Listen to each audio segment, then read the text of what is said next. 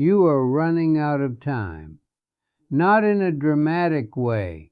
Not in the tomorrow isn't promised way people throw around to feel deep. I mean in the quiet, mathematical way. At 77, you don't look at life as potential anymore. You look at it as a ledger. And most people don't like what they see when they finally add it up. You think success is something you're building, a house, a career, a reputation. But I realized far too late that most of what I chased wasn't success, it was approval. And approval is the most expensive addiction a human being can afford. You don't notice it when you're young. You think you're ambitious, driven, focused. But look closer. How many of your decisions were really yours? The job you chose, the city you stayed in, the house you bought, the way you speak in meetings, the way you hold back your real opinions at family gatherings. You call it maturity. Times it's just fear. At 77, I realized this is what success really is.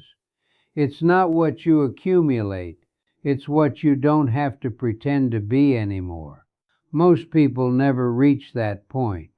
They die impressive, but not honest. That's the harsh truth no one wants to say out loud. You can win in the world and still lose yourself completely. I've seen men with money who couldn't sit alone in a quiet room for 10 minutes. I've seen women admired by everyone except by themselves.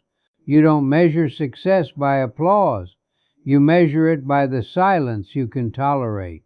The first lesson I learned too late is this. If you don't define success for yourself, the world will define it for you, and it will choose something that benefits the world, not you. When you're in your 40s and 50s, you start feeling the pressure differently. You're no longer chasing dreams. You're protecting what you built, the mortgage, the business, the marriage, the image. You wake up early not because you're inspired, but because you're responsible. Responsibility is noble, but it can quietly turn into a prison. Most people fail here, not because they lack discipline, but because they never stop to ask, who am I without these roles? Say your job title, take away your income, take away the way people introduce you at dinner parties. Who are you? If that question makes you uncomfortable, you're not as successful as you think. You've built a structure, but you haven't built yourself. Real success is internal authority. It's when your self-respect does not fluctuate based on external outcomes. You don't see this clearly until something gets taken from you. Health, relevance, a spouse, a business. When something cracks, you discover whether your identity was rooted in character or circumstance. Most people crumble because they invested in the wrong foundation. The second lesson is harder. Money is a tool, but most of you use it as anesthesia. You think more money will reduce anxiety. It might reduce certain problems, but it will not fix insecurity. I've had seasons with very little and seasons with more than I needed. The anxiety was the same when I hadn't confronted myself. You're not stressed because of your bills. You're stressed because you don't trust your own resilience. You don't trust your ability to survive loss. So you hoard, you overwork, you sacrifice your body. You tell yourself, just a few more years. A few more years becomes a decade. Your children grow up while you're in meetings. Your spouse grows distant while you're chasing expansion. You justify it with the word legacy. But what legacy is it if the people closest to you felt like a side project? Success is not how much you can provide. It's how present you can remain. Presence is rare because it requires you to slow down. And slowing down forces you to feel what you've been outrunning: loneliness, regret, unresolved anger. The third lesson is about discipline. You misunderstand it. You think discipline is about pushing harder, grinding longer, sleeping less. That's not discipline. That's compulsion dressed up as virtue. True discipline is the ability to say no. No to unnecessary spending. No to empty social circles. No to being liked by everyone. No to your own worst impulses. At 77, I don't regret the risks I took. I regret the boundaries I failed to enforce. I said yes too often. Yes to people who drained me. Yes to opportunities that fed my ego, but starved my peace. You think opportunities are rare. Peace is rarer. If you don't guard your time, someone else will spend it for you. If you don't guard your energy, someone else will consume it. Most people fail because they confuse activity with progress. You can be exhausted and still be stagnant. You can be busy and still be directionless. The fourth lesson is about loneliness. You spend your life trying to avoid it, but the older you get, the more you realize loneliness is not the enemy. It's a mirror. When you are alone without distraction, you meet the version of yourself that no one else sees. Most people can't handle that meeting, so they fill every silence: television, news, phone calls, noise. But if you never sit in silence long enough to hear your own thoughts clearly, you'll never know what you truly want. You'll only know what you've been told to want.